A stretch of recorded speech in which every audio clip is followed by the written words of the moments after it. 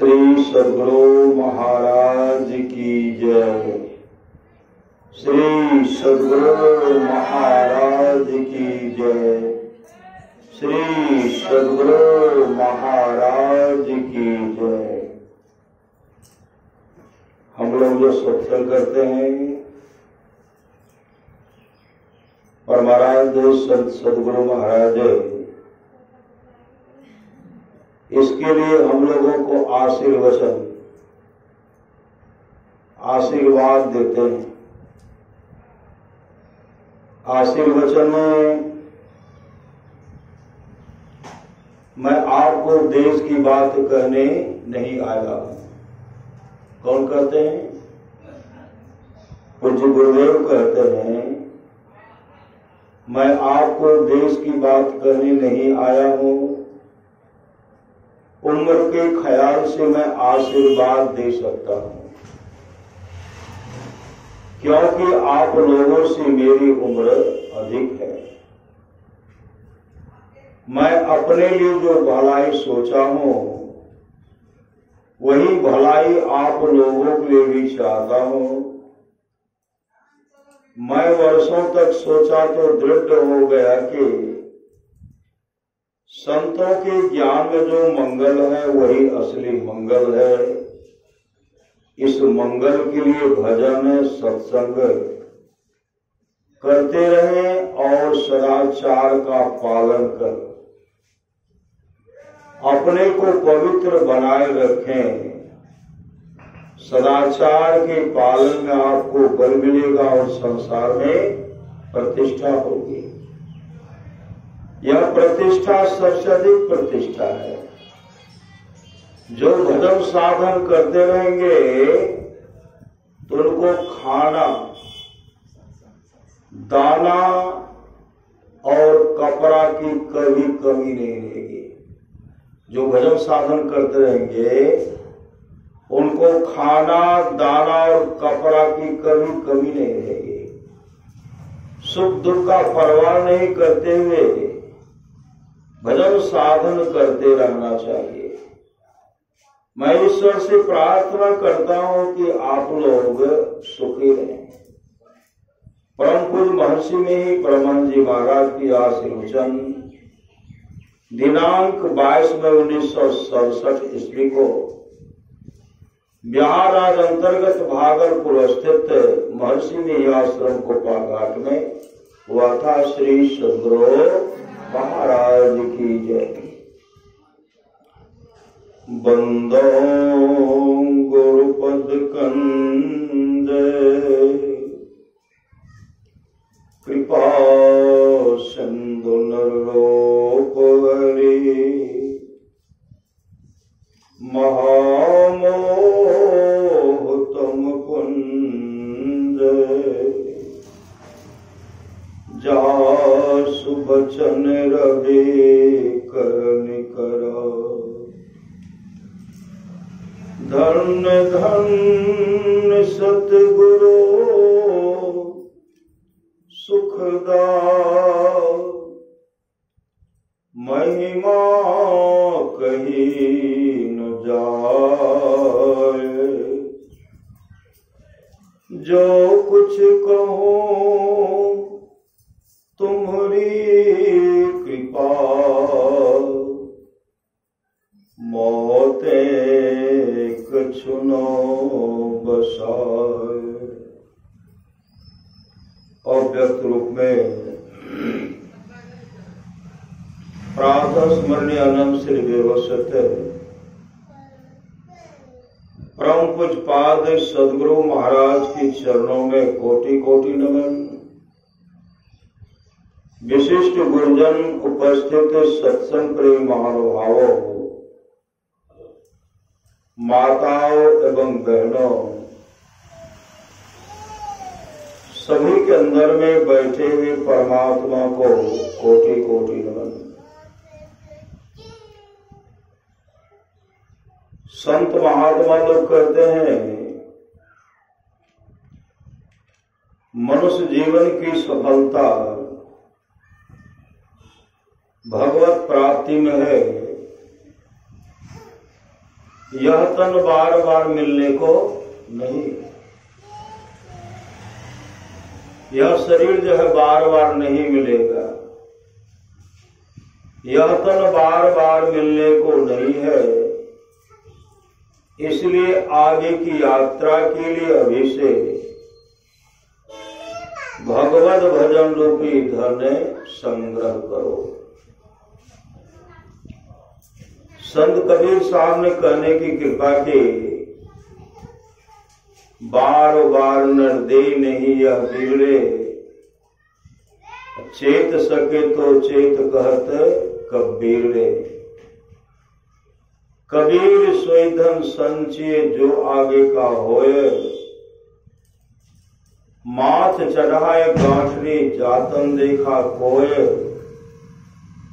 करिए नित सत्संग को बाधा सकल मिटा है, यह अवसर फिर ना मिले दुर्लभ रतन पाए। कहते सत्संग नित्य कीजिए,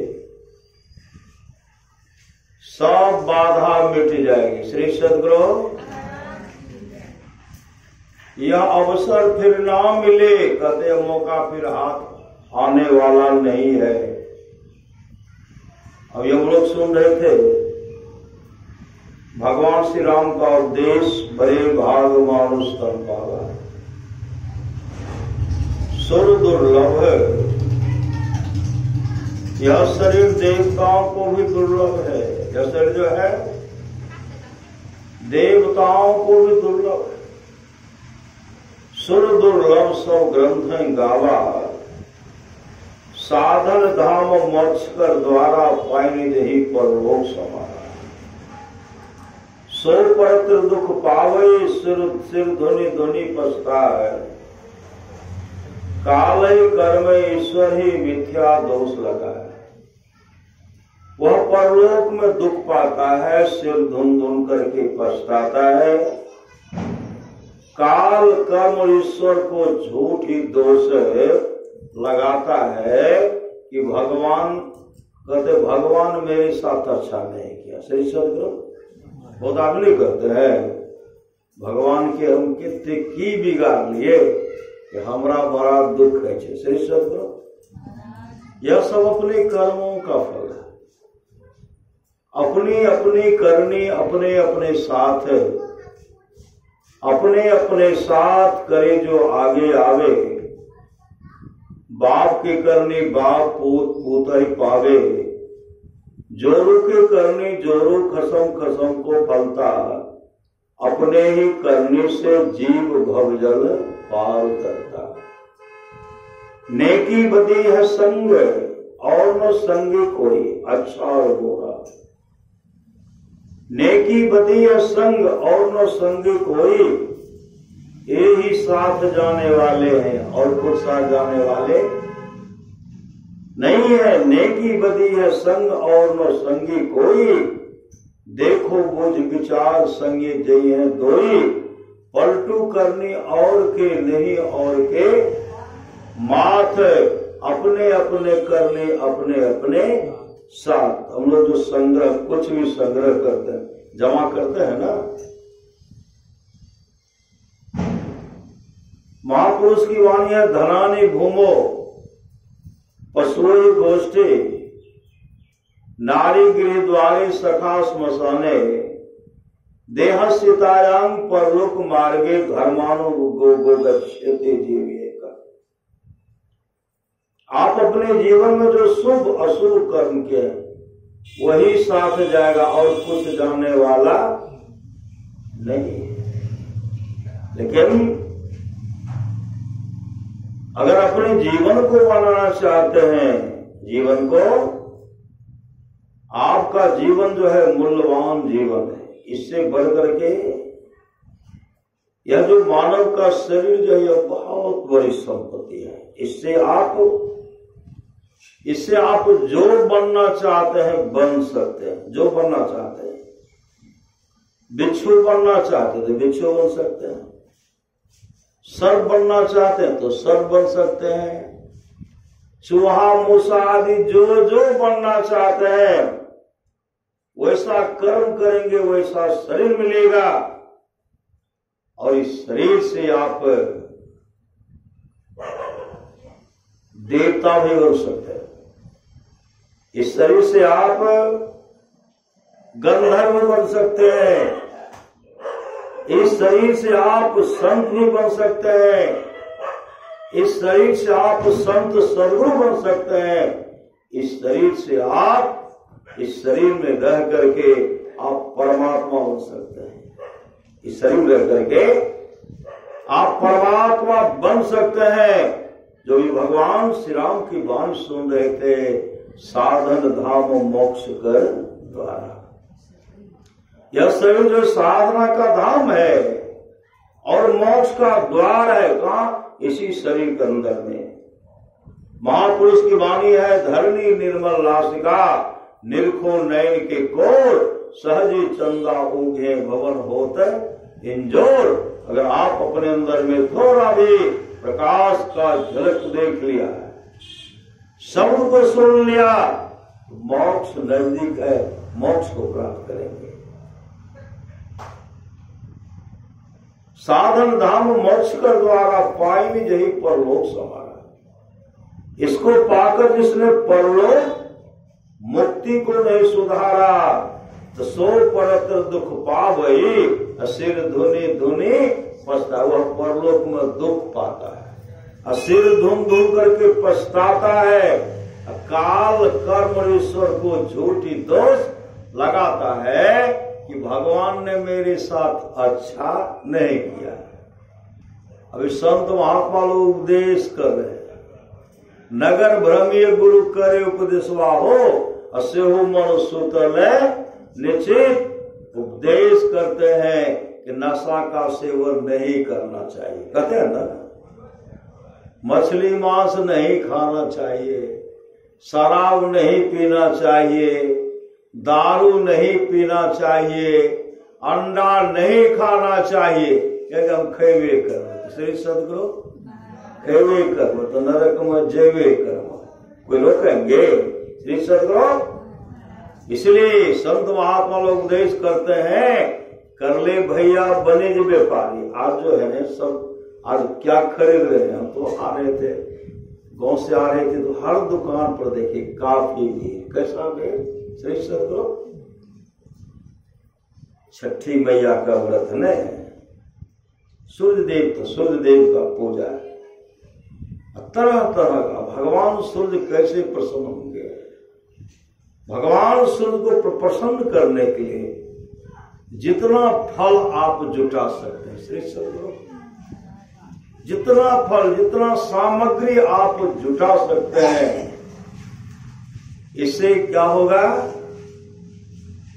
भगवान सूर्य प्रसन्न होंगे। कब प्रसन्न होंगे? आज क्या है? आज खरना है ना, खरना हो गया, आज ही खरना है श्री सदगुरु। कल क्या है?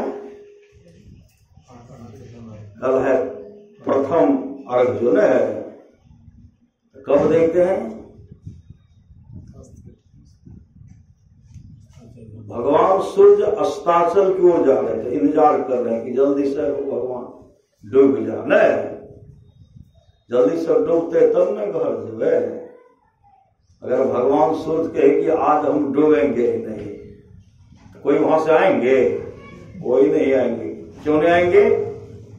कि जब तक भगवान सूर्य जयते नहीं तब तक हम घर नहीं जाए।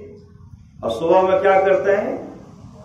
ब्रह्म मुहूर्त बोलते हैं। जिनको जैसा सामर्थ्य है उनके अनुसार कोई किनारे में रहते हैं, कोई गंगा माँ के किनारे में, और कोई जमुना माँ के किनारे आदि किनारे में। कहा पानी का व्यवस्था उस समय रहता है, जल ही जीवन है श्री सदगुरु, उसमें व्यवस्था करते हैं। और जब उठाते हैं तो किधर देखते हैं? सुबह में किधर देखते हैं?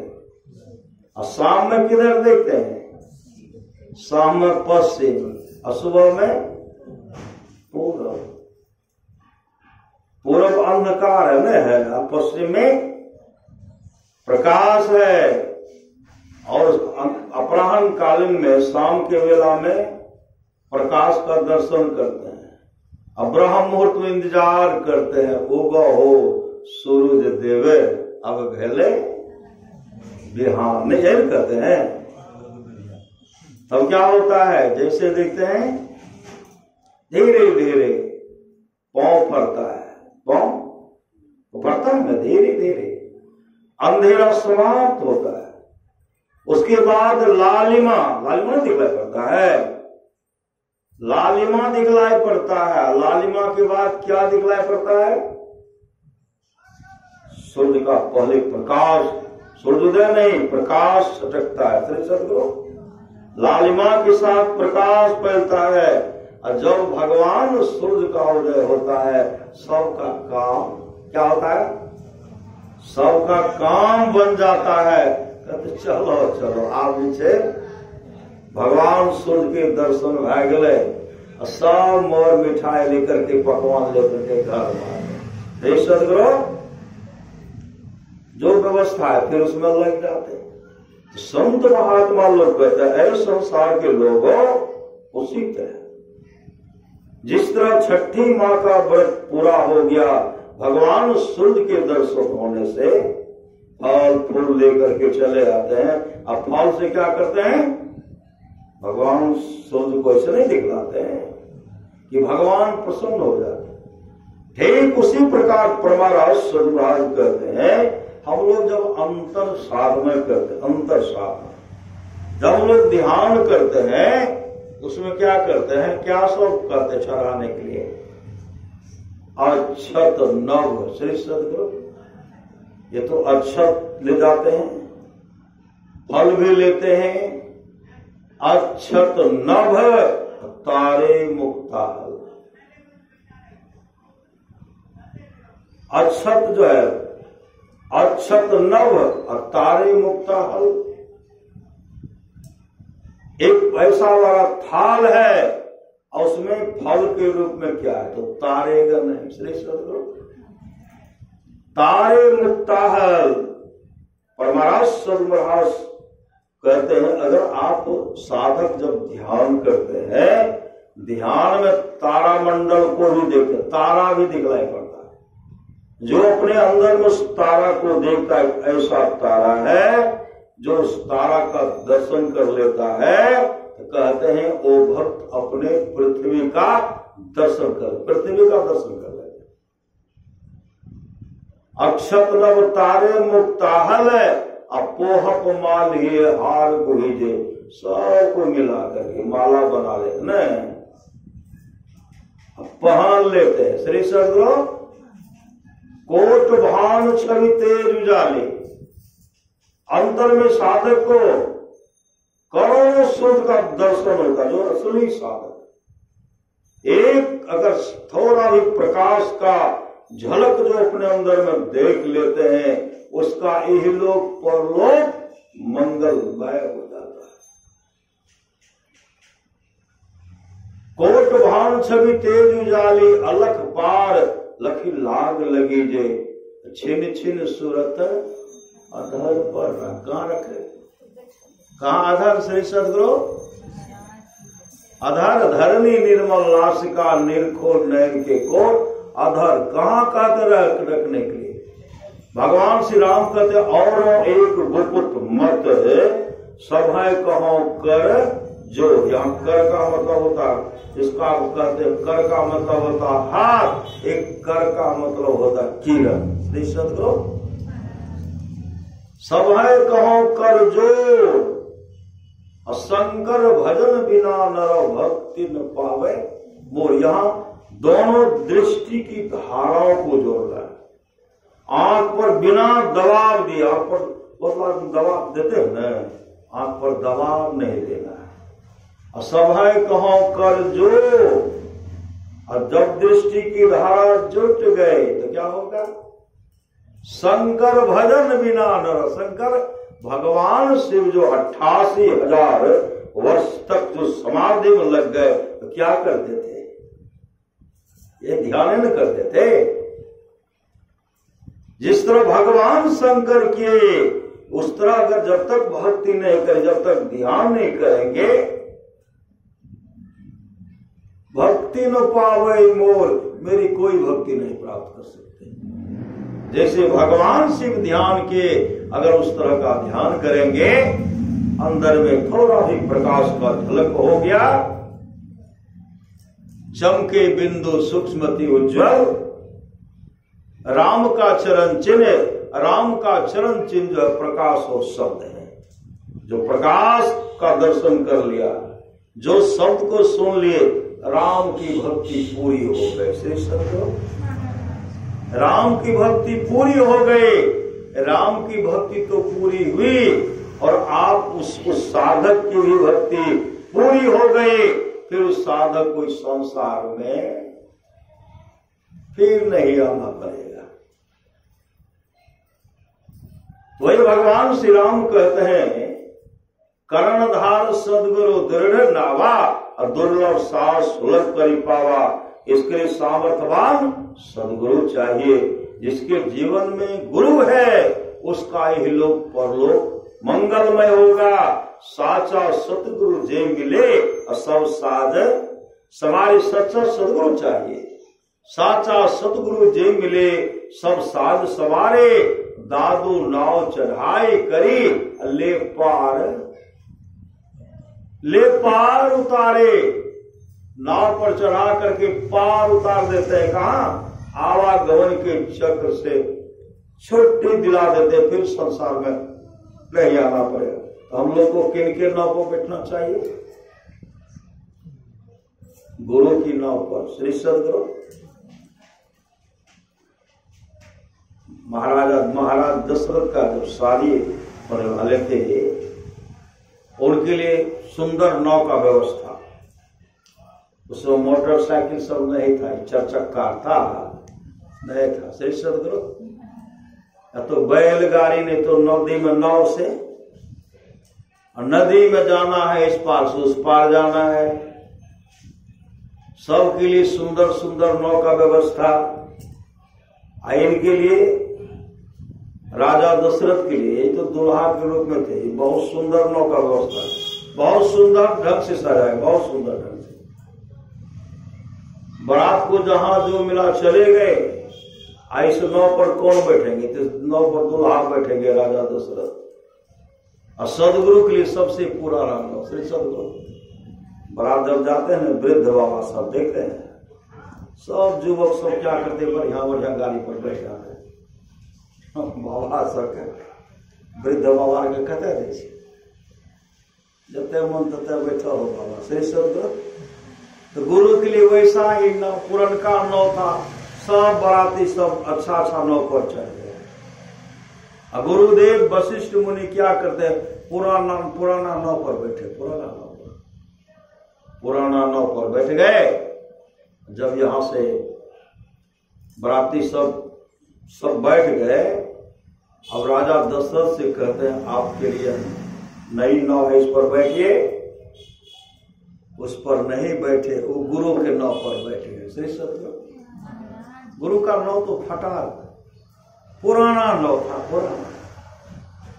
उसी नाव पर बैठ गए। इधर रावण इतना चाल चले श्री सदगुरु, जोरों की आंधी, जोरों की तूफान, सारे की सारे नाव बह गए। लेकिन बचा कौन? नाव बचा सदगुरु का जो नाव था, वशिष्ठ मुनि का जो नाव था, उस नाव का कोई कुछ नहीं बिगाड़ पाया, कोई कुछ नहीं। रावण की दाल नहीं गले। श्री सदगुरु बाल बच गए। संत सामर्थ्यवान संत महात्मा लोग कहते हैं, अपने जीवन के बागडोर को संत सदगुरु के हवाले कीजिए और सदगुरु के नाव पर बैठे। जी नाव पर बैठे। सदगुरु का नाव का मतलब है कि गुरु की आज्ञा का पालन कीजिए। गुरु की आज्ञा का पालन करेंगे, यही लोग परलोक मंगल में होगा। कर्णधार सदगुरु दृढ़नावा, दुर्लभ सास सुलभ को पार करी पावा। जो न तरे भव सागर नर समाज पाय, अशोकृत निंदक मंद मति आत्म अनगति। आप लोग जानते होंगे श्रीमद्भागवत महापुराण की कथा है। राजा रहोगन के बारे में जानते होंगे। श्रीमद्भागवत महापुराण को रट करके पढ़िए। राजा रहोगन जा रहे थे गुरु धारण करने के लिए।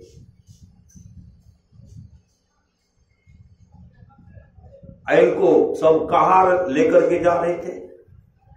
कहार पालकी पर बैठा करके कहार सब लेके जा रहे थे। उसमें एक कहार जो है बीमार पड़ गया। तो राजा रहुगन कहते हैं दूसरा व्यवस्था करो। दूसरा व्यवस्था क्या करेंगे? बगल में एक महात्मा जी जा रहे थे, जरभरत मुनि। श्री सदगुरु जरभरत मुनि जा रहे थे। जरभरत मुनि ऐसे महात्मा थे, उन्होंने कहा अगले बार चूक गया, अब नहीं चूकूंगा। अगले बार चूका, इस बार नहीं चूकूंगा। एक रोटी तो कोई बात नहीं, आधा रोटी तो कोई बात नहीं, 5 रोटी तो कोई बात नहीं, 10 रोटी तो कोई बात नहीं, 20 रोटी तो कोई बात नहीं, 1 आदमी का भोजन तो कोई बात नहीं, 1000 आदमी का भोजन तो कोई बात नहीं, देते जाइए खाते जाते थे। श्री सदगुरु क्यों? एक बार वो ठगा गए थे। एक बार ठगाए थे। हिरण के फेर मारकर हिरणी के फेर में, हिरणी के बच्चा को देख रेख करने में वह बच्चा अंत भाग भी गया। बच्चा भाग गया। उसके चिंता में जब वो भरत मुनि के रूप में थे, हमेशा उनको इतना ये सताया, मेरा बच्चा, मेरा हिरण कहां चला गया, मेरा हिरण कहां चला गया। उसके याद में उनका शरीर छोटा हुआ हिरण बन गया। हिरण जब बनाया, कहां चला गया? और किसी परिवार के बीच में वो बच्चा नहीं रहता था। है हिरण, लेकिन किसी के बीच में नहीं रहता, अकेले में रहता। जबकि परिवार का बहुत बड़ा जनसमूह है, बहुत बड़ा समूह है, उसमें नहीं रह करके अलग बैठते थे। हम कहां थे, हम कहां आ गए? पूर्व जन्म का संस्कार तो उनको याद था। हम कहां थे, हम कहां चले आए, हम कहां चले आए। इस तरह उसके चलते इतने आसक्त हो गए, उसमें तो गए, भक्ति तो हो नहीं पाई। अंत वहां से भी भागा। जब शरीर छूटा, वही बन गए, भरत मुनि बन गए। श्री सदगुरु अपने को कहते जर भरत। अपने क्या कहते हैं? अपने को कहते हैं जर भरत। और आत्म दर्शन के हुए, अपने आत्मा को साक्षात्कार किए हुए महापुरुष थे जर भरत मुनि। किसी से कोई संबंध नहीं, किसी से कोई दोस्ती नहीं। श्री सदगुरु किसी से कोई मतलब रखते ही नहीं। उनको काम करने के लिए जब भेजते थे, तो कुदाल जब देते थे, तो 1 बीघा कोरेंगे कि 18 कट्ठा की 2 बीघा कोरेंगे। जब तक कोरेंगे नहीं, तब तक घर वहां से आएंगे नहीं। श्री सदगुरु ऐसे अपने आप को बना दिए। संजो से एक दिन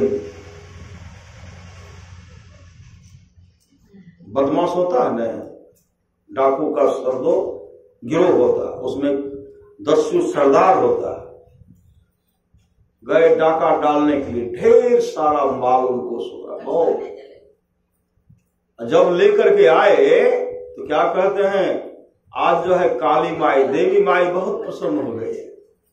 आज पशु बलि नहीं, आज विशेष बलि, आज नर बलि होगा, नर बलि। श्री सदगुरु तो नर बलि कहां से लाएंगे? नर को कहां से लाएंगे? अपने आप को चढ़ाइए। अपने को नहीं चढ़ा, अपने पुत्र को चढ़ा। नहीं, हमारे पुत्र से श्री सदगुरु अपना उंगलियों काट करके चढ़ाई। नहीं, मेरी उंगली। तो गए, एक महात्मा जी मिल गए, तरो ताजा महात्मा थे। श्री सदगुरु मुसदंड मस्त मौला फकीर थे। उनको पकड़ करके लाए।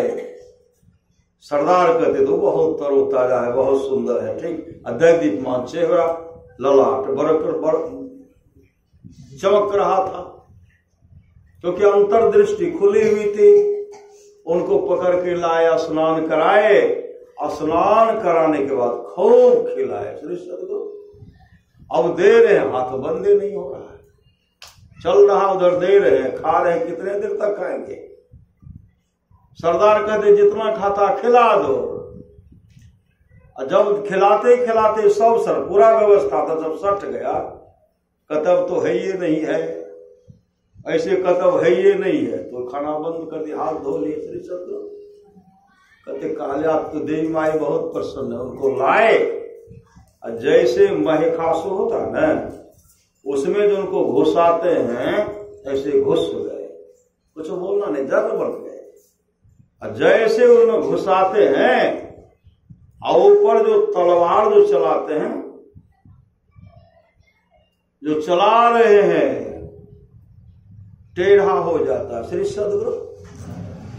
चलाते हैं टेढ़ा हो जाता, टूट जाता है, लेकिन खरोंच भी कहीं लगा, खरोंच नहीं लगा।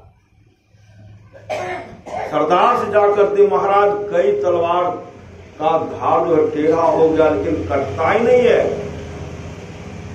जैसे आके देखते हैं, ऐसे जरभरत मुनि जब देखते हैं, मुखाकृति मुखमंडल चमक रहा था। उसी समय सरदार ने कहा जितना जल्दी हटाओ, एक साधारण तुम फकीर को, तुम संत फकीर को पकड़ के लाए हो, हटाओ। और सब मिलकर के इनके चरण में लिपट गए।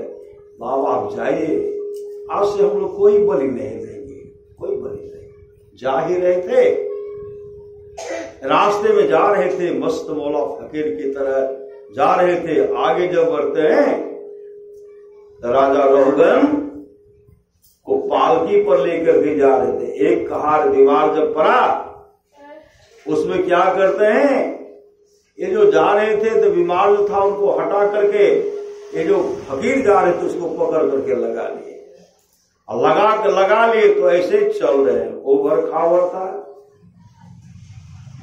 जमीन पर देख करके चलता था, कहीं चींटी नहीं, कोई जीव जंतु मेरे पांव के तलवे से नहीं दब जाए। राजा रोहगन कहते कौन है जो ठीक ढंग से नहीं चलता है, जो मुझे बहुत कष्ट पहुंचाता है। सब कहार कहते महाराज हम तो ठीक ही चलते हैं, ये नया जो है यही ठीक से नहीं चलता है। उनको इशारा करते ठीक से क्यों नहीं चलते हो, ठीक से चलो। फिर चल रहे तो फिर ओवर खावर, फिर कहते कौन मुझे कष्ट पहुंचाते हो, ठीक से नहीं चलते हो। कहते महाराज यही नहीं चलता, तो उनको डांटने लगे। राजा रोहगन उनको डांटने लगे। जैसे राजा रोहगन उनको डांटते हैं तो वो मोड़ करके देखते हैं। जैसे मोड़ कर देखते हैं, राजा रोहगन क्या देख रहे हैं कि महात्मा जी का मुखमंडल मुखाकृति चमक रहा है। उसको देख कर वह भयभीत हो गया। उसी समय जब भरत मुनि कहते हैं तुम जानते हो आज जो तुम राजा बने हो इसके बारे में तुमको पता है? तुमको पता नहीं है, लेकिन मुझे पता है। अरे तुम्हारे अगले जन्म में ऐसा बहुत बड़ा पुण्य बन गया, जिस पुण्य के चलते तुम राजा के सिर धारण किए हो, और राजा का सिर धारण करके तुमको तनिक भी दया नहीं, मनुष्य पर सवार होते हो। अरे सोचो, अगर इस बार नहीं सोचोगे तो तुम्हारी बहुत बड़ी दुर्गति होगी। मैं तो तुमको इसी वक्त श्राप दे देता, मैं तुमको इसी वक्त तुमको श्राप दे देता, लेकिन नहीं, मैं इसलिए नहीं, जिस हाथ से तुम्हारे पेट को सहलाया गया था, जिस गोद में तुम बैठता था, जिस गोद में जब मैं ध्यान करता था तो मेरे गोद में बैठता था, मेरे कंधे पर बैठता था, इस हाथ से मैं तुमको भोजन कराया, बहुत लाड़ प्यार किया हो। अगर ऐसा लाड़ प्यार अगर मैं तुमको नहीं करता तो मैं तुमको श्राप दे देता, तुमको याद नहीं, हमें याद है। याद करो, कौन हो? याद जैसे दिलाए, संत की कृपा हो गए नहीं हो गए, याद दिलाते तब राजा रघुगण कहते हैं हम तो हिरण के शरीर में थे, इन्हीं गुरु की कृपा है। ये जो ध्यान करते थे हिरण के कंधे पर बैठ जाते थे, गोद में बैठ जाते थे। याद करो, उस दिन को याद करो। अगर तू मेरे गोद में नहीं बढ़ता, मेरे कंधे पर नहीं बैठता, मेरा लाख प्यार अगर तुम्हें नहीं मिलता तो मैं तुमको साथ देगा, लेकिन मैं ऐसा नहीं करूंगा क्योंकि मैंने तुमको सजाया है, सजाया। चले हो गुरु करने के लिए, चले हो गुरु करने के लिए, लेकिन संतों का अपमान करके गुरु करने के लिए चले हो। उसी समय राजा रघुगण जब भरत मुनि के चरण लिपट गए, हे सदगुरु मुझे वह ज्ञान दीजिए। श्री सदगुरु तो हम उनको भजन भेज दिए, उनको भजन भेज दिए। वही भगवान श्री राम कहते बड़े भाग मानुष तन पाओ, बड़े भाग मानुष तन पाओ। सुर दुर्लभ सब ग्रंथ गावा, साधन धाम मोक्ष का द्वारा पायल यही परलोक से कर्णधार सदगुरु दिलनावा, दुर्लभ साहस सुलभ कर पावा। सामर्थवान उद्धार कौन करेंगे? सामर्थवान सदगुरु करेंगे। परमाराष्ट्र महाराज कहते हैं बिना गुरु की कृपा पाए नहीं जीवन उधारा है। फंसी श्रुति आई यम फांसे, अयम सुधि आपनी नासी, भई भव शोक की बासी, कठिन जहते उधारा है। गुरु ही तो है, गुरु पितु है, गुरु ही जीव की मृत्यु है। गुरु सब कोई नहीं दूजा, जो जीवों को उधारा है। गुरु की नित्य कर पूजा, जगत इन सम नहीं दूजा, मैं को आन नहीं सूझा, फकत गुरु ही आधारा है। आप लोग जानते होंगे स्वामी विवेकानंद, बचपन का नाम था नरेंद्र। इनके घर में बहुत गरीबी आ गई। इनके माता पिता जब जीवित थे, इनके घर में किसी चीज की कमी नहीं थी। जब पिताजी संसार से चल बसे, गरीबी आ गई, घर में भोजन का अभाव हो, घर भोजन का अभाव हो गया। इनका एक साथी कहते नरेंद्र, अरे चलो रामकृष्ण परमहंस जी महाराज आ रहे, चलो तुम एक भजन गा करके सुना देना। तैयार हो गए और पहला दर्शन जब नरेंद्र को, स्वामी विवेकानंद को रामकृष्ण परमहंस जी महाराज का हुआ, जब भजन गाने लगे, रामकृष्ण परमहंस जी महाराज तो मन मुक्त हो गए और कहते थे नरेंद्र गाओ, गाओ नरेंद्र गाओ, नरेंद्र गाओ, नरेंद्र गाओ। वो गा रहे और इतनी श्रद्धा से भजन को सुने जब जाने लगे, रामकृष्ण परमहंस जी महाराज कहते नरेंद्र जा रहे हो? कहां जा रहा? कहा मेरा मन नहीं करता कि तू जाओ, फिर आना। आऊंगा नरेंद्र, विलंब नहीं करना, क्योंकि अब मैं तेरे बगैर नहीं रह सकता, तेरे बगैर मैं नहीं रह सकता। नरेंद्र जाओ और जल्दी आ जाना। गए नरेंद्र घर के काम धंधे में, मां का सेवा में, भाई बहन का भोजन की व्यवस्था में लग गए। अब विलंब कर दिए। उसी समय रामकृष्ण परमहंस जी महाराज मां काली के पास आते हैं और कहते मां नरेंद्र को भेज दो, मां नरेंद्र को भेज दो, मां नरेंद्र को भेज दो। बिलक बिलक करके रो रहे हैं। कौन? आज एक सामर्थ्यवान सदगुरु अपने प्यारा सा शिष्य के लिए, प्यारा शिष्य के लिए और शिष्य को महान बनाने के लिए बिलक बिलक करके रो रहे हैं और मां नरेंद्र को भेज दो, मां नरेंद्र को भेज दो, मां नरेंद्र को भेज दो। जैसे नरेंद्र यहां आते हैं, उसी समय रामकृष्ण परमहंस जी महाराज कहते नरेंद्र तुम बहुत विलंब करते, खाओ। अपने हाथ से उनको खीर खिलाते हैं, अपने हाथ से सुंदर सुंदर भोजन कराते हैं। जब कहते हैं जाऊंगा, कहा नहीं मत जाओ, मत जाओ। एक दिन की बात है, कहते जाऊंगा। उसी समय रामकृष्ण परमहंस जी महाराज उनके कंधे पर बैठ गए। कहते जाओ तो कैसे जाते हो, जाओ तो कैसे जाते हो। अब तो नरेंद्र ट्रस्ट से बस नहीं करे, रोने लगे। माँ का देख रेख करना, माँ का सेवा करना है। कहा जाओ। फिर आना, गए तो विलंब कर दिए। फिर जब आते हैं अपने हाथ से भोजन कराते, कहते इस बार जा रहा। उसी समय जैसा कहते इस बार जाऊंगा। स्वामी रामकृष्ण परमहंस जी महाराज अपना लात नरेंद्र की छाती में मार देते। जैसे छाती मारते हैं, नरेंद्र के मन में होता है, लगता है किसी पागल से पल्ला पड़ गया हमको। सही सदगुरु, पागल से पल्ला पड़ गया। पागल तो नहीं है। उसी समय यह कह करके जैसे गिरते हैं नरेंद्र, तो छटपट कर नरेंद्र को अंत का प्रकाश हो गया। सही सदगुरु, अंतर में उस दिव्य रूप का दर्शन किए। जब उड़ते हैं तो फिर सदगुरु के चरण पड़ जाते।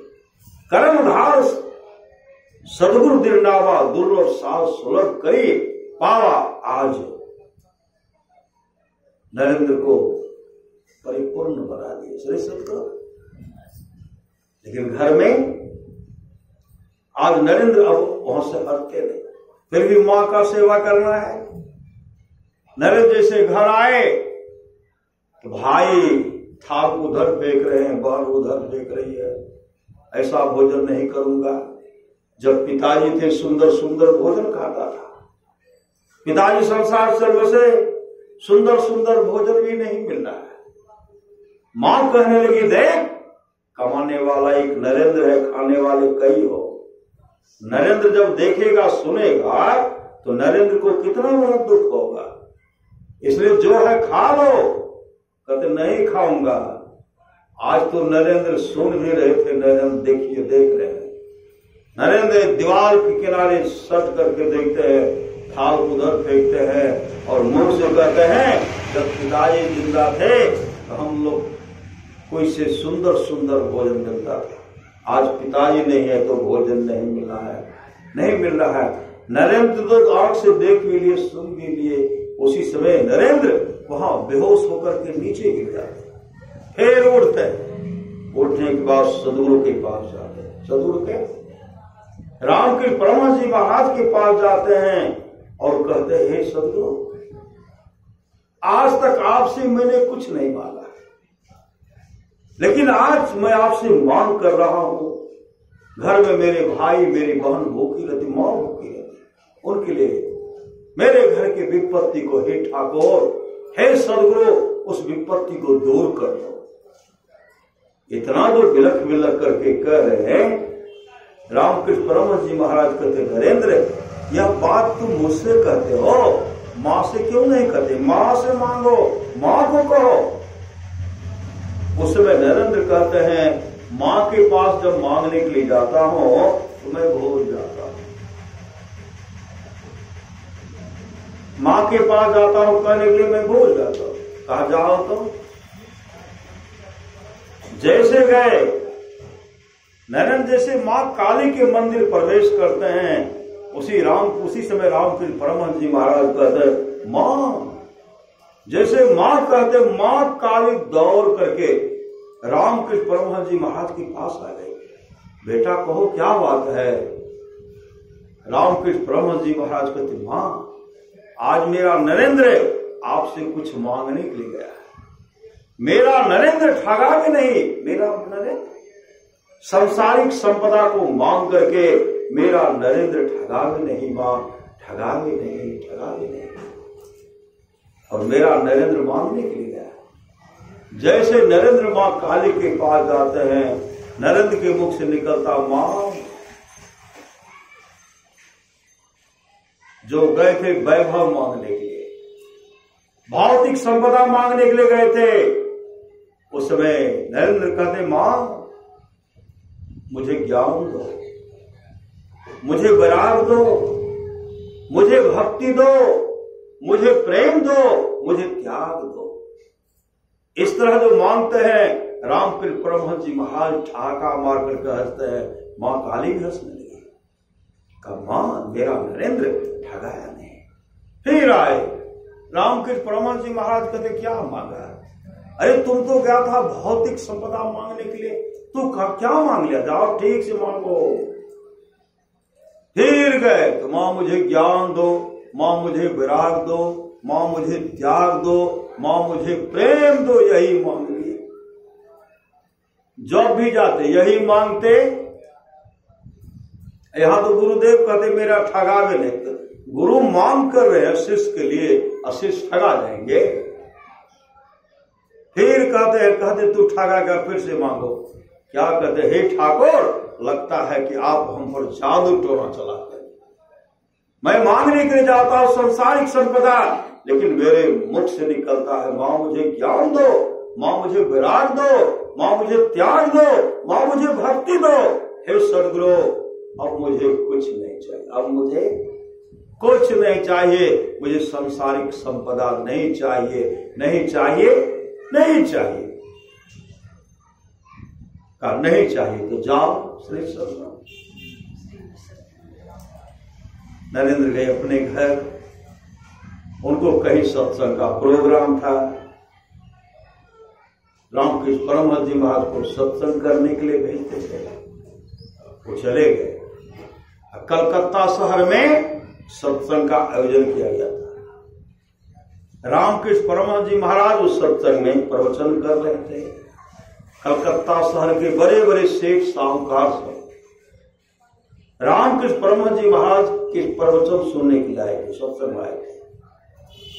उस सत्संग में रामकृष्ण परमहंस जी महाराज कहते हैं, देखिए नरेंद्र की घर की स्थिति जो बहुत दयनीय, बहुत खराब हो गई है। उनके घर में खाना दाना का अभाव हो गया है। उनके घर में खाना दाना का अभाव हो गया है। इसलिए आप सब मिलकर के आगे आइए, मदद कीजिए, हाथ बढ़ाइए।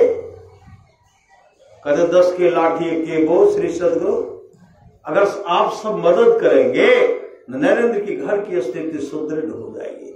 इसलिए आप आगे आइए, हाथ बढ़ाइए। सज्जनों, आज सामर्थ्यवान सदगुरु एक भक्त के लिए, एक शिष्य के विपत्ति को दूर करने के लिए तमाम भक्त से सहयोग मांग रहे। किसी का हृदय नहीं पसीजा, कोई आगे नहीं आए, कोई उठ करके खड़े नहीं हुए, किसी का हृदय नहीं पसीजा। सत्संग समाप्त हुआ, सब अपने अपने घर को गए। रामकृष्ण परमहंस जी महाराज अपने निवास में गए। दूसरे दिन उनमें स्वामी विवेकानंद का गुरु भाई था और रास्ते में जा रहे थे तो उधर से नरेंद्र स्वामी विवेकानंद आ रहे थे। वह कहते हैं आप कल तो सत्संग में नहीं थे, लेकिन गुरुदेव ने आपके घर के विपत्ति को दूर करने के लिए तमाम सत्संगी से मदद मांगी, लेकिन कोई आगे नहीं आए, कोई मदद नहीं की, कोई आगे नहीं आए, कोई मदद नहीं किए। उसी समय नरेंद्र की आंख से आंसू बहता है कि मेरे लिए सामर्थ्यवान सदगुरु मांग के कोई नहीं दिए। उसी समय आए गुरुदेव के चरण लिपट गए और लिपट करके रोते हुए कहते, हे सदगुरु, आप मेरे संसार के लोगों से कुछ मत मांगिए, मेरे लिए संसार के लोगों से कुछ मत मांगिए, नहीं मांगिए, नहीं मांगिए, नहीं मांगिए। उसी समय रामकृष्ण परमहंस जी महाराज कहते, नरेंद्र क्या बोल रहे हो? तुम्हारे ऐसे शिष्य के लिए, तुम्हारे घर के विपत्ति को दूर करने के लिए कलकत्ता शहर के गली गली में कटोरा लेकर के भीख मांगना पड़ेगा तो भीख मांगूंगा, भीख मांगना पड़ेगा तो भीख मांगूंगा। फिर कहते सदगुरु, मेरे संसार के लोगों से मत कुछ मांगिए। और सदगुरु कहते हैं, जाओ नरेंद्र जाओ, अरे तुम्हारे घर में खाना दाना का अभाव नहीं होगा, तुम्हारे घर में खाना दाना का अभाव नहीं होगा। पुनः नरेंद्र कहते हैं, सदगुरु मेरे लिए संसार के लोगों से कुछ मत मांगिए, मेरे लिए मांगना है तो मां से मोक्ष मांग लीजिए, मां से मोक्ष, मां से मोक्ष मांग लीजिए, मेरे लिए मां से मोक्ष मांग लीजिए। उसी समय रामकृष्ण परमहंस जी महाराज कहते, जाओ नरेंद्र जाओ, आज से तुम्हारे घर में खाना दाना कमी नहीं होगी, और जाओ नरेंद्र जाओ, अब तुम मोक्ष को भी प्राप्त करो, मोक्ष मोक्ष। नरेंद्र गुरु के प्रति इतने समर्पित हो गए, इतने समर्पित, गुरु ही तू है, गुरु पितु है, गुरु ही जीव के मितु है, उस दृश्य देखने लगे। गुरु की नित्य कर पूजा, जगत सम नहीं दूजा, मैं ही को आन नहीं सूझा, भगत गुरु ही आधारा है। परमाराष्ट्र महाराज कहते, गुरु सतगुरु समहित नहीं को निष्दिन करिए सेवे, तन मन आत्म रक्षक है गुरु, गुरु ही नाम एक ले भी। आप लोग जानते होंगे अमेरिका की शिकागो शहर में विश्व धर्म सम्मेलन था, भारत की ओर से नरेंद्र गए थे, स्वामी विवेकानंद गए थे। जब वहां पहुंचे उस सभा में क्या देखते हैं, बड़े बड़े विद्वान को देखते, विद्वानों की टोली, विद्वानों की टोली को देख करके नरेंद्र भयभीत हो गए, नरेंद्र भयभीत हो गए। विद्वानों की टोली को क्या उपदेश करो, क्या उपदेश करो, भीतर से कांपने लगे, भीतर से कांपने लगे, थरथराने लगे। उसी समय कहते हैं, भारत से जो आए हैं अपना स्थान ग्रहण करें और आप उपदेश करें। इतना सुनने के बाद नरेंद्र तो भयभीत हो कांपने लगे। उसी समय नरेंद्र अपने सदगुरु को याद करते हैं, जैसे सदगुरु को याद करते हैं सदगुरु सामने प्रकट हो जाते हैं। रामकृष्ण परमहंस जी महाराज सामने प्रकट हो गए, जैसे सामने प्रकट हो गए, और हर रोम में सदगुरु का दर्शन। सामने तो सदगुरु खड़े हैं ही, हर रोम में, हर जिधर देखते सदगुरु का दर्शन हो रहा है। और उसी समय कहते, उठो नरेंद्र उठो, जाओ उपदेश करो, जाओ उपदेश करो। सामने में सदगुरु का दर्शन, हर रोम में सदगुरु का दर्शन। जब बोलने लगे तो कान में लगता है कि सदगुरु कह रहे हैं, सदगुरु कह रहे हैं, नरेंद्र बोल रहे हैं, श्री सदगुरु। सबों ने कहा, विद्वता से परे के विद्वान, जौन गुरु कृपा तनि विचारे मिटे कल्पना, सोगे गुरु समदाता साहिब नाही, गुरु गुरु जपिए लोग है, गुरु तजी और न चित्त बसाइए, गुरु गुरु गुरु गुरु नित्य है, जपत रहिए में ही कर जोरी, गुरु चरणन धरी चित्त है। गुरु के प्रति समर्पण। वही भगवान श्री राम कहते हैं, करणधार सदगुरु दिरनावा, दुर्लभ साज सुलभ करि पावा, जोन उतरे भव सागर, नर समाज पाय, सौकृत निंदक मंदमति, आत्म हन गति। जय। आप लोग जानते होंगे दादू दयाल जी महाराज को भक्ति का परवाना भी नहीं चढ़ा था। दादू दयाल जी महाराज को भक्ति का परवाना भी नहीं चढ़ा था। दादू दयाल जी महाराज दुकान करते थे, दुकान, और दुकान में व्यस्त रहते, हमेशा व्यस्त, हमेशा व्यस्त रहते थे। एक हिसाब मिला रहे थे, मिलिए नहीं रहा था, हिसाब मिला रहे थे, मिल नहीं रहा था।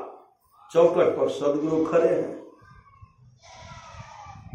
दीवार में लिखा हुआ है, बिना पूछे अंदर आना मना है। यहां लिखा रहेगा, कोई जाएंगे श्री सदगुरु, और वहां लिखा रहेगा तो आएंगे। बिना पूछे अंदर आना मना है।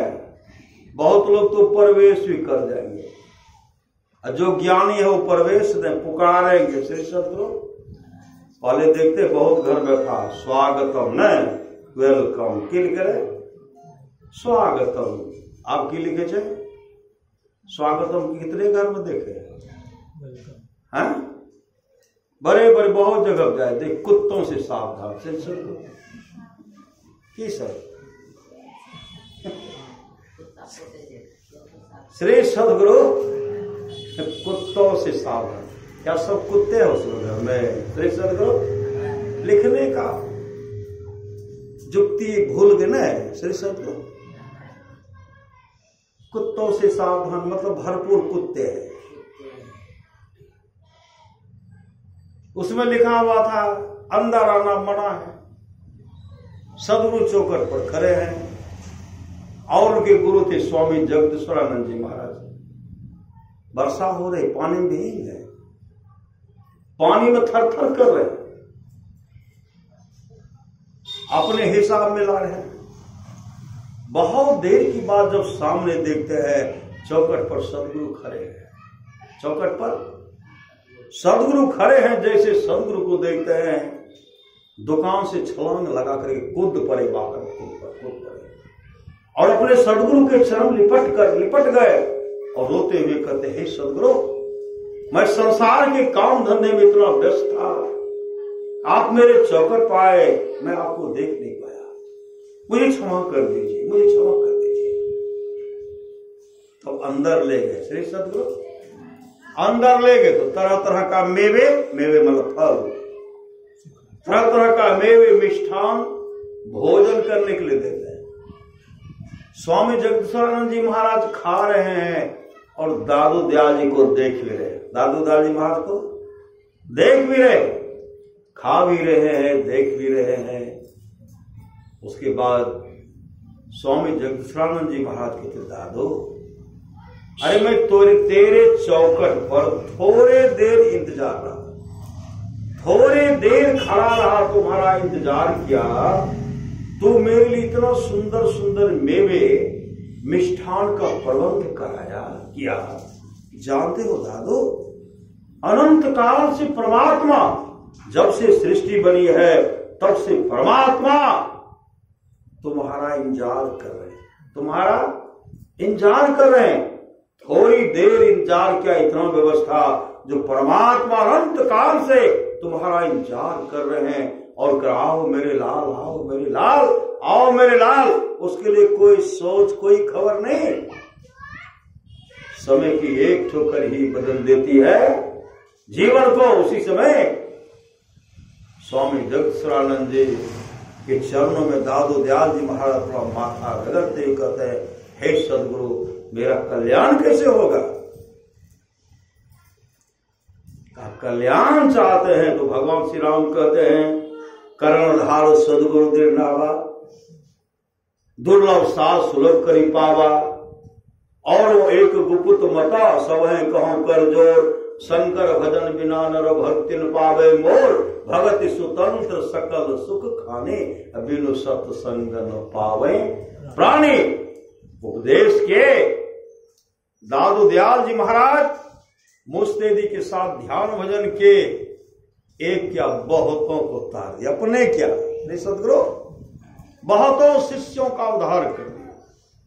तो गुरु के प्रति सच्चा शिष्य वह है जो गुरु को, परम संत बाबा देव साहब की वाणी है, सच्चा शिष्य वह है जो गुरु को परमात्मा के तुल्य जानकर आदर करते हैं। आप लोग जानते होंगे रज्जब जी, रज्जब खां, रज्जब जी जा रहे थे शादी करने के लिए। श्री सदगुरु रज्जब जी जा रहे थे शादी करने के लिए, मौर पहने हुए थे। सब बारात कोई आगे कोई पीछे।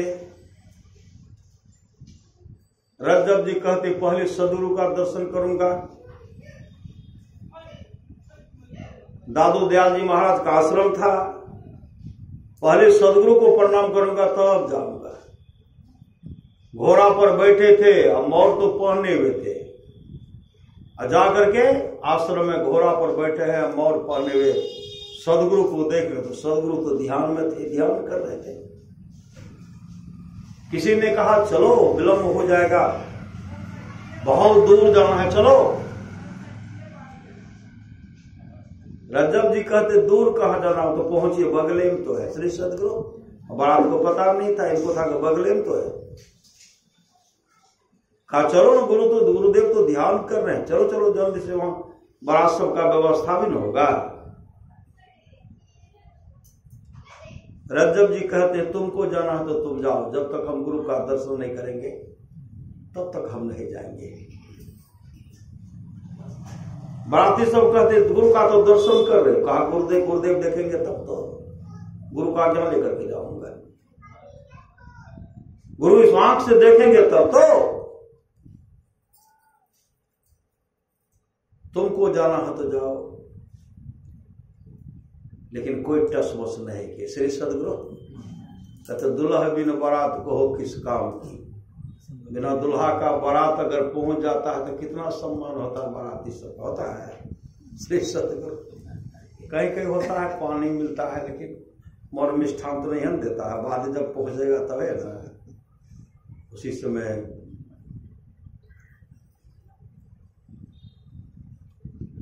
दादू दयाल जी महाराज जब आंख खोलते हैं तो रज्जब जी घोड़े पर से कूद पड़े, और उसी समय दादू दयाल जी महाराज कहते रज्जब तू गज्जब किया, सिर पर लिया है मोर, आया था तू हरि भजन को, जाते हो किशोर चला नरक की ठोर, को दिए तो परे। श्री सदगुरु चरण में लिपट गए और चरण को छोड़ ही नहीं रहे। सब कहे चलो, जहां शादी होती घर वाले भी आ गए, कहा बहुत विलंब हो गया, अब तो सदगुरु के चरण को छोड़िए, अब तो सदगुरु के चरण को छोड़िए, अब तो चलिए। उसी समय रज्जब जी कहते अब हम नहीं जाएंगे, अब सदगुरु को छोड़ करके हम नहीं जाएंगे। सब उन्होंने बिना आग्रह कर रहे, कहा नहीं जाऊंगा, अब सदगुरु को छोड़ करके हम नहीं जाएंगे। कहा शादी का मुहूर्त जो है टल रहा है। रज्जब जी अपने छोटे भाई कहते भैया तू शादी कर ले, मुझे सदगुरु के चरण में रहने दे। अपने भाई को मना करके उनको शादी करने के लिए भेज दे, लेकिन वो सदगुरु के चरण को नहीं छोड़। श्री सदगुरु और नहीं छोड़े, और इतने मुस्तैदी के साथ वो ध्यान भजन किए, आत्मस्वरूप का दर्शन कर लिए। जब दादू दयाल जी महाराज संसार से चल बसे, इतने रोए, रोते रोते रज्जब जी अपने सदगुरु की आंखों से खोलते हैं, कहते हे सदगुरु, जिन आंख से पहले आप हमको देखते थे उस आंख को खोल करके हमें देखिए। ऐसे पल को खोलते फिर बैठ जाता है। सही सदगुरु और उसी से प्रतिज्ञा करेंगे, जब मेरे सामर्थ्यवान सदगुरु सदा के लिए आंख को बंद कर लिए, मैं भी सदा के लिए आंख बंद कर लूंगा। सदा के लिए मैं भी इन आंख से देखना था तो सदगुरु को देखना था, इन आंख से किसी और को नहीं देखूंगा। और प्रतिज्ञा कर ले, जब तक मैं जीवित रहूंगा तब तक इन आंख से कभी किसी दूसरे को नहीं देखूंगा, कभी आंख खोले ही नहीं। श्री सदगुरु हरी में तो प्रेम दीवानी मेरो दर्द न जाने को। रज्जब जी अपने आत्म स्वरूप का दर्शन कर लेते भीतरे में। श्री सदगुरु मुखाकृति मुखमंडल चमक रहा था।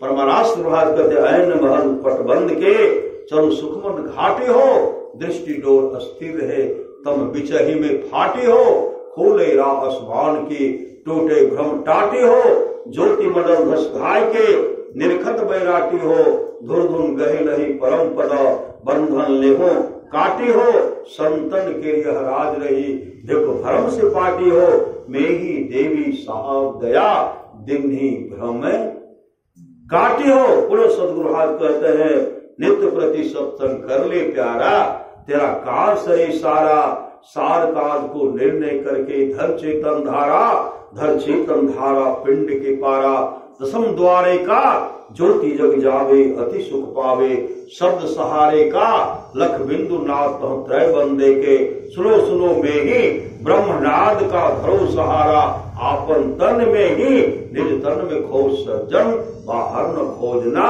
अपने ही घट में हरि है, अपने में खोजना। आज का जो सत्संग है, अभिषेक कुमार उर्फ चिक्कू कुमार से रतन बाबू अपने सुपुत्र, उनकी धर्मपत्नी अपने सुपुत्र का जन्मदिन मना रहे हैं। सबके जन्मदिन सबके छठे सेला, सबके मुंडन संस्कार के अवसर पर सत्संग नहीं होता। जो बहुत बड़े भागशाली होते, संत कबीर साहब की वाणी है, भक्ति बीज बीज से नहीं, और जो जुग जान अंत ऊंच नीच घर जन्म ले तो संत को संत, जिसके अंदर में भक्ति रूपी बीज पड़ जाएगी, ऊंच नीच घर जन्म ले तो संत को संत। सत्संगी के परिवार का जन्म लिए है।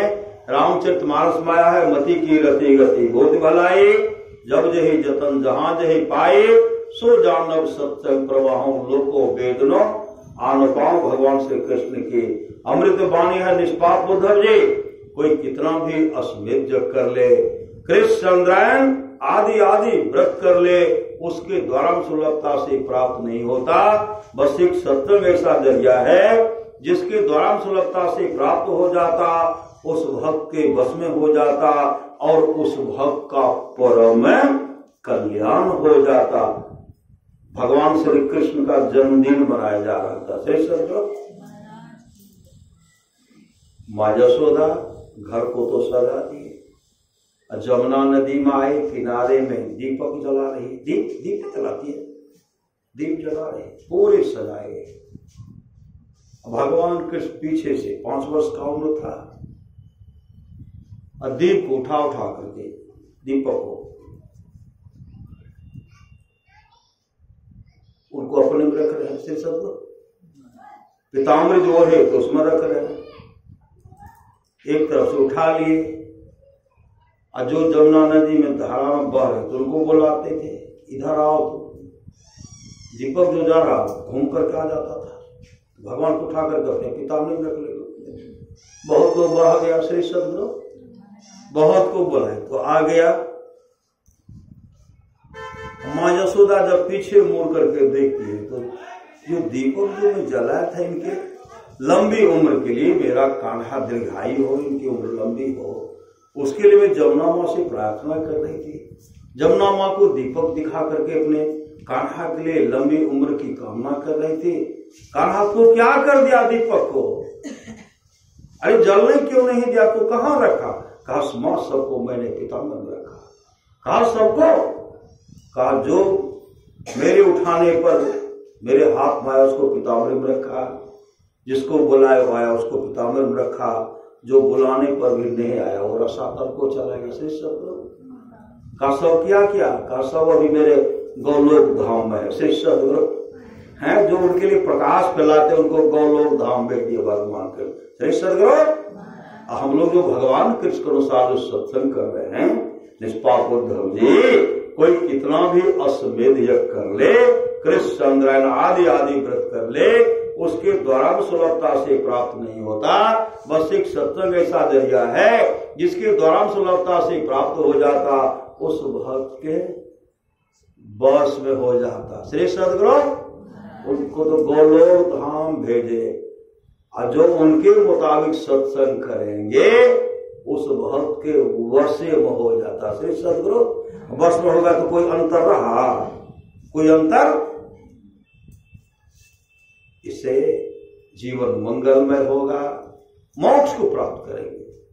अमर मुनि का उपदेश है 100 काम को छोड़ करके स्नान करना चाहिए, 1000 काम को छोड़ करके भोजन करना चाहिए, 1,00,000 काम को छोड़ करके सत्संग करना चाहिए, करोड़ों काम को छोड़ करके अपने जीवन के बागडोर को सदगुरु के हवाले करना चाहिए। पर महाराज सुभाग की वाणी है, थोड़ा सा भी सत्संग गुरु का लाभ होता है। जितना लाभ की बहुत धन के मिलने, बहुत विद्या के पढ़ने से होता, उतना लाभ सत्संग से होता है। नित्य नियमित ढंग से सत्संग करो, और सत्संग से खाली कोई मत रहो। अभी अमृत की बरसावे, अध्यात्म ग्रंथ का सार ज्ञान कह दिया। जिसको याद रहा उसको अमृत मिला, जिसको याद नहीं रहा उस अमृत को खो दिया। पुनः भगवान श्री राम कहते हैं, जाओ पर लोग यहाँ सुख चाहो, सुनिमम वचन हृदय दृढ़ गहो, सुलभ सुखद मार्ग यह भाई, भगति मोर पुराण श्रुति गाये, भगति सुतंत्र सकल सुख खानी। भक्ति का मतलब होता सेवा। सेवा करेंगे सकल सुख खाने, सेवा करेंगे तो सब सुख की खान मिलेगी। श्री सदगुरु इन्हें की हीरा जवाहरात छूट गया, सब सुख की खान। श्री सदगुरु मतलब उस सुख से बढ़कर के कोई सुख नहीं है। भगत स्वतंत्र सकल सुख खाने, बिनु सत्संग न पावे प्राणी। पुनः कहते हैं थोड़ा सा भी सत्संग करो बड़ा लाभ होता है। जितना लाभ की बहुत धन के मिलने, बहुत विद्या के पढ़ने से होता, उतना लाभ सत्संग से होता है। नित्य नियमित ढंग से सत्संग करो, सत्संग से खाली कोई मत रहो। अभी अमृत की वर्षा हुई, अध्यात्म ग्रंथ का सार सार ज्ञान कह दिया। जिसको याद रहा उसको अमृत मिला, जिसको याद नहीं रहा उसने अमृत को खो दिया। गोस्वामी तुलसीदास जी कहते हैं मति की रति गति भूत भलाई, जब जही जतन जहां जही पाए, सो जानव सत्संग प्रभाव लोको वेद न अनुपाव। भगवान शिव कहते हैं गिरजा संत समागम, समन लाभ कछुआन, बिनु हरि कृपा न होय सो गावन वेद पुराण, धन घरे सोई जब सत्संगा, धन जन्म द्विज भगति अभंगा। राम कथा के ते अधिकारी, भगवान श्री राम कहते राम कथा के ते अधिकारी, जिनके भगवान शिव कहते हैं राम कथा के ते अधिकारी, जिनके सत्संगति अति प्यारे।